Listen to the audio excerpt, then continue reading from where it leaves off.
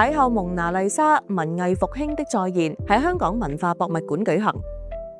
展覽劃分2大特色主題展廳，帶大家沉浸式走進古典藝術世界。第一展廳以蒙娜麗莎為核心主角，透過數碼光影技術深入解讀達文西呢幅傳世名作背後嘅歷史故事同藝術巧思。喺呢度可以近距離感受經典、微笑、獨特嘅魅力。第二展廳全景還原文藝復興黃金年代，匯集多幅同期經典藝術作品，全方位展現當時嘅繪畫藝術、人文美學同時代風貌。2大展廳層次分明，氛圍優雅，唔使遠赴歐洲就可以一次過飽覽跨世紀嘅藝術精髓，感受浪漫又永恆嘅文藝復興風華。